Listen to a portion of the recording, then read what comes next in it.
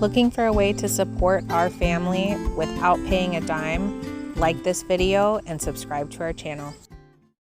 Hey everybody, Ashley here with Steady Presence Farms on our homestead homeschool, which we're clearly not at our homestead homeschool right now. Dill is here.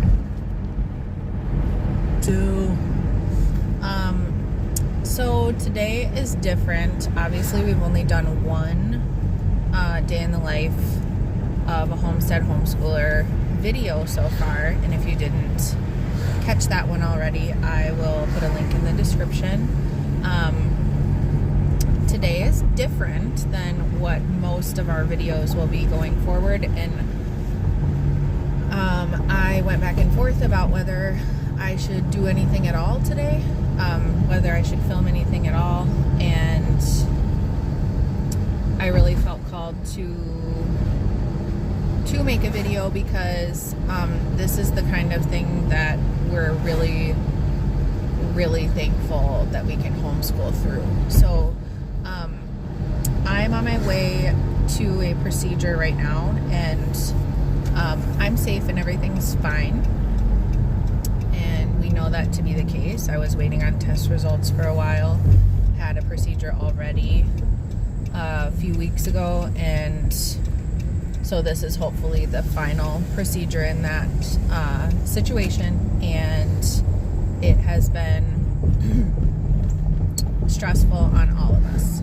It's been stressful on me. The first procedure, I had weightlifting restrictions for a week or two, and I couldn't carry Vinny around, and not that I'm doing that all the time, but he's 3 and that's definitely still a part of our situation, in a way that we show that we love each other. It was uncertain while we were waiting for test results, and both of our boys are very intuitive, and they can pick up from 1,000 miles away when something's wrong with me personally, when I'm having a hard time, and I was having a hard time. So it's just been a hard few months, honestly. So today I'm going for this procedure, and I was preparing the boys ahead of time. Yeah, mommy's gonna get surgery. I'm gonna have another herdy, but it's gonna heal beautiful, just like the last one did. And I'm safe. It's gonna be sore for a while, and that's a bummer, but these are the things we can do. I can hold your hand. I can still cuddle with you next to me on the couch, all of these things. Well, Ted, so I should preface this. So yesterday was my birthday, my 30th birthday, and I had so many beautiful people in my life reach out with so much kindness, and I am retraining myself to feel worthy of that attention. I'm not a birthday person because I'm why would anybody care about me? And so I'm doing some healing for that, for my boy's sake. So yesterday was my birthday. We had Happy Belly's donuts in the morning, which is gluten-free donuts, but still donuts are obviously sugar. We had Dylan's almond flour chocolate chip cookies that he put in muffin tins, so they're chocolate chip cookie muffins, literally just a cookie in a muffin form, for afternoon snack yesterday. And then we went to Culver's for supper because it was the night before my procedure, and I was I can't possibly think of what we would eat in our home. So we went to Culver's and ate as healthy as we could there. They had a small amount of ice cream.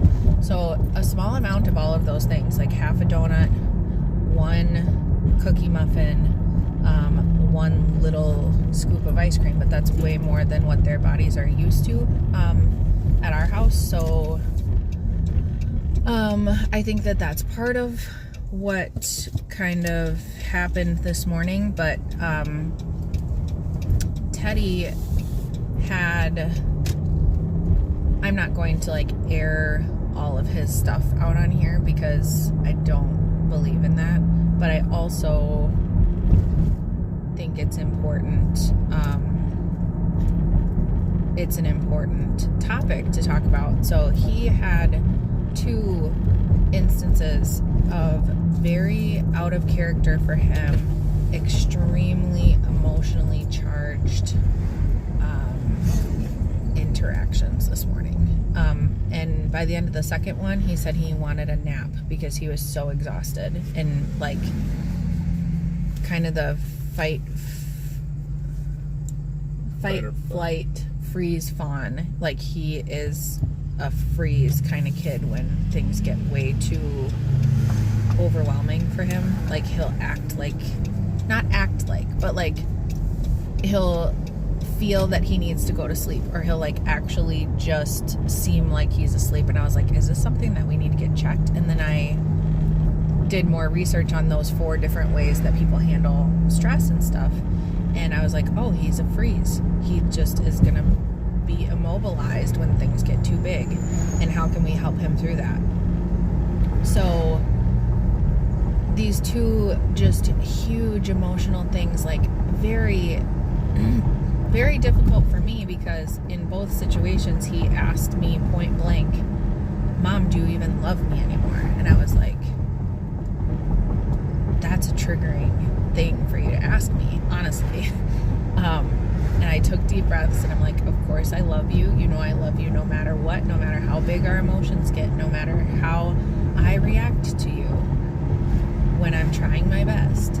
I love you with all my heart, no matter what. Well, if you loved me, you would buy me this thing at Starbucks. Okay, well, that is your opinion on that. So we just had this really tumultuous morning, and I'm his educator, right? We're his educators, and we as his educators realize that he's going through something at home, and that he had this stuff that's uncharacteristic for him yesterday, and we were out a little bit later than we would normally do bedtime, and we could just really tell when he was going through these big emotions that he, like, I asked him, can you tell me what's going on in your body? And he said, I don't know. And he truly meant it. He had no idea what was going on in his body. And so we as his educators can give him grace today, like as much grace as we possibly have. And we dropped him off at Grandma and Grandpa's this morning while we go to get this done, and Grandma and Grandpa can give him even more grace than what we have for him, because they're even a little bit further removed from the situation. And we talked about, once we were out of those big emotions, we talked about how it was really helpful after those emotions for him to have hugs and kisses and reassurance, and that sometimes when our emotions get really big, our love tank can get empty really fast, and so it might be helpful when we're having big emotions to ask for a hug or a cuddle or words of reassurance or whatever. So we're trying to help him work through all of those things, and it hit both Dylan and I this morning, like, oh my gosh, what an absolute blessing it is for us to be able to give him that grace and to help him work through these big emotional things, instead of it being a behavioral issue and that just being the end of it. Oh, Teddy didn't comply today. Teddy didn't listen. He said no. He said things that were not respectful at all. And then have the consequences of that or whatever. Like, what a blessing it is that we have architected, that's not a thing. We have designed our life around educating the kids in the world with us as a family. So I'm not even going to use the word homeschool in this particular instance. We're educating and supporting both our boys as a family. And so this is a huge part of the benefits of homeschooling. And I'm not going to get into how something like this may have been handled in other settings, because I really want to focus on the positives of homeschooling. And I want to empower, and Dylan wants to empower families that this has always been on their heart, or has just started to be on their heart, or they think that they are incapable and it keeps coming up places. How do we empower you with the tools to feel capable of educating your kids at home? How can we mentor you through finding alternate income streams, rearranging your budget so that one parent can stay home, mentoring you through these videos to show that we don't have infinite patience. We're not saints.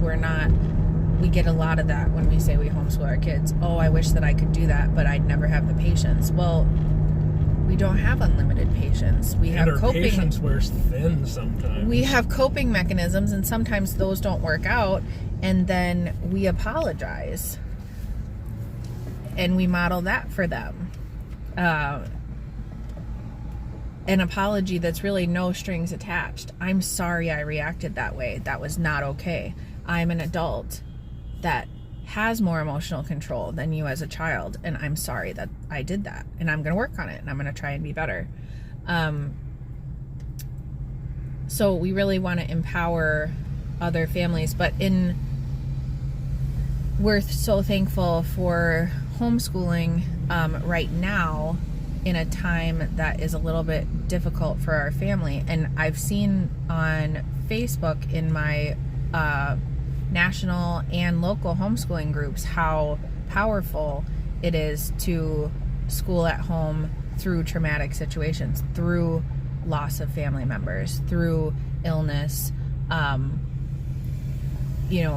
moving, a huge move from one state to another, whatever, to have that flexibility to allow to process trauma, allow kids to heal, allow kids to grieve and mourn, and not just be thrown into the day-to-day responsibilities of a different school setting is really, really beneficial for everybody, especially when parents are having a hard time grieving, or parents are having a hard time coping. Like, to give everybody a break and to give everybody rest, and to acknowledge that we can all still learn together, and these kids are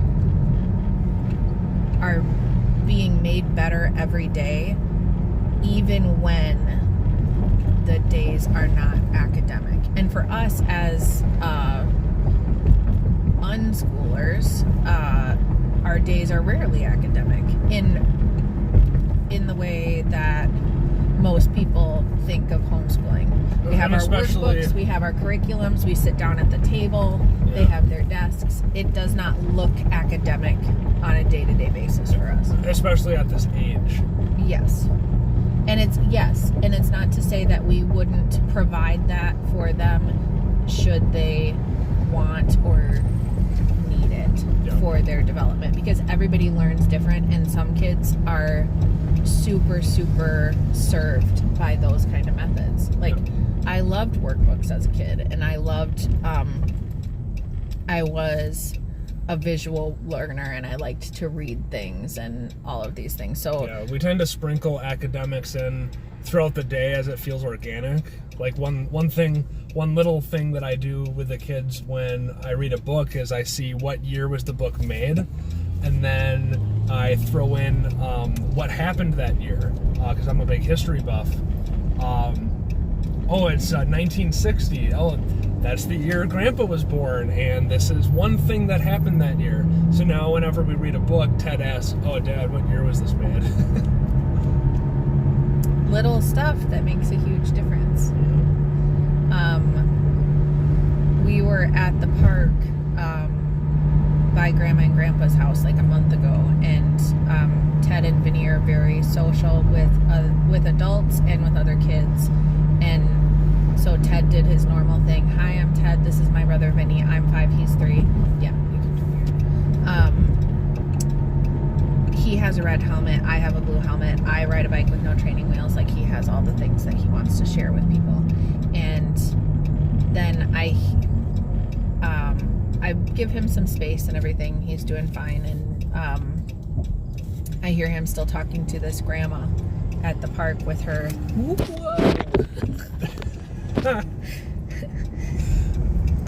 3 grandkids with her. And he says, yeah, watch me on this spinny thing. And he does the spins, and he says, that's because of rotational inertia. And this grandma says, oh my. Because Dylan is a chemist, and that's his background of how he views the world. So I'm just gonna jump in as I edit here, because we stopped the video to get to my appointment and we never came back. So the moral of the whole story is we're so thankful to be in this place where we get to provide grace. We get to know very clearly exactly who our kids are, what they need at any given time, and have the freedom to pursue exactly what they need. And we're just forever grateful for that. And no matter how hard this journey of homeschooling is, which it is sometimes, I'd even say often difficult, but we choose our hard.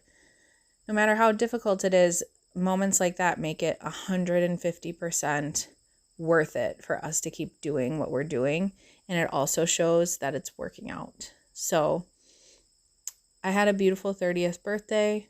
My surgery went well, or as well as it could go, and I will be working on lots of videos during my recovery in the next week or so. So be sure that you're subscribed to see all the cool stuff that's going on right at the beginning of fall here at Steady Presence Farms. Thank you guys so much. We appreciate it.